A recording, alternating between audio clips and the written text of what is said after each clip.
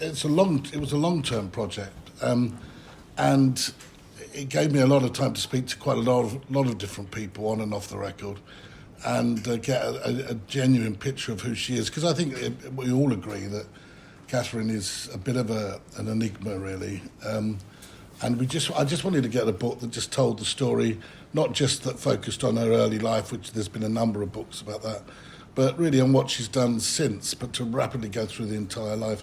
Obviously, then when it happened that we had the cancer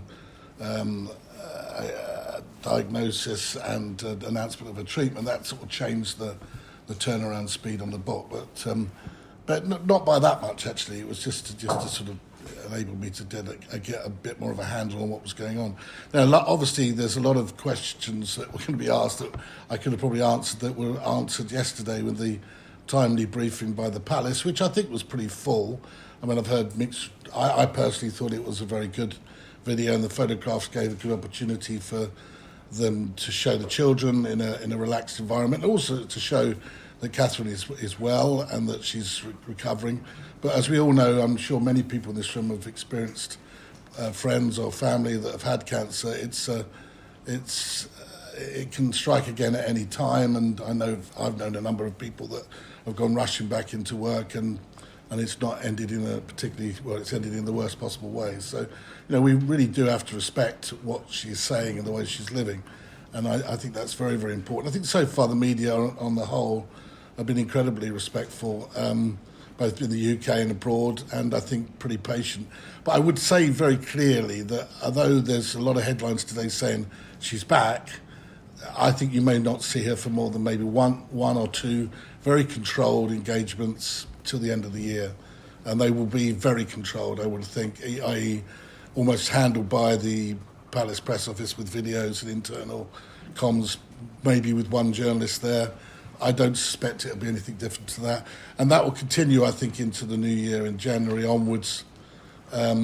Maybe a few more engagements, but we won't necessarily be, I think, seeing a lot of fixed engagements. We won't be getting a lot of advance notice that we do with other royals, such as with the King or other members of the royal family, because, of course, that will lead to, if she can't turn up that day, people writing that there's been a relapse or a problem. So they're very conscious of that, which I think, again, is pretty fair and understandable. There's been some criticism, I noticed on Times Radio, a lot of people sort of suggesting that the video was very schmaltzy and very too professional. I thought that's a little harsh, but it's almost inevitable you're going to get that. I think that she's somebody that does get criticised, I think probably a bit too much sometimes, but in this instance I think she was trying to please as many people as that they could. They got in a professional cameraman and they made a very chic video, but we'll see, we'll see how it all pans out. My understanding is though that she is obviously going to put, as I've written in the book, family first.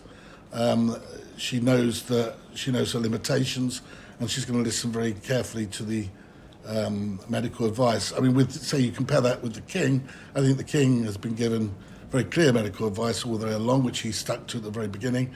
They've given him a pretty good diagnosis. But again, the difference is the King is, he is who he is, and he's ploughing head on into all of his work. It slightly unnerves me, I must admit, but hopefully that he's got the people around him that advise him incorrectly. There's a reduced programme, I think, when he goes to Australia. It would have been initially it was going to be New Zealand, Australia, Fiji and Samoa, and now it'll just be Australia and Samoa in a very reduced programme in Australia. I mean, for me, writing this book was something I think that was important, because I think that she is going to be quite an important person going forward for the monarchy, the glue, if you like, to a new royal family, a new way of doing things. Since Spare, since the Megxit exit and all that business, I think there's been an awful lot of damage done to the monarchy, and we don't really know how much damage or how serious that damage is for several years. But there's no doubt that the monarchy under William and Catherine will have to change in direction. I address a little bit of that in this book, because I think the younger generation, people say my son's age, 22, 23, I've got a very different perspective on monarchy than certainly my mother's or even my perspective. And I think that to them, the idea of having an unelected head of state, a head of state that is there by birthright, they find that quite strange.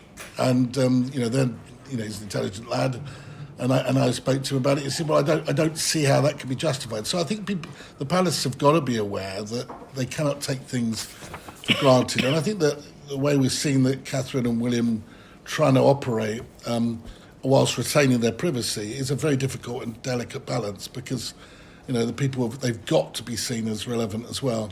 But that said, the most important thing is Catherine's health, and for them, I think they made that very clear in the statement that she read yesterday, which was filmed about last month in Norfolk. I don't see that we're going to see a dramatic change in direction over the next 12 months. I think that the second half after Christmas, I think we'll see more of her, but we'll be talking a handful of engagements, not a full programme, I don't think, from what I understand. And I think that's probably fair. What I was going to do is, rather than go on about... the book actually has been an incredible success. It's been translated into, I think, something like 19 different languages, which has been... just shows you an extent of the interest abroad, from Finland to Ukraine even. I got notified yesterday that Ukraine, a publisher in Ukraine, is publishing the book, which was really a wonderful thing.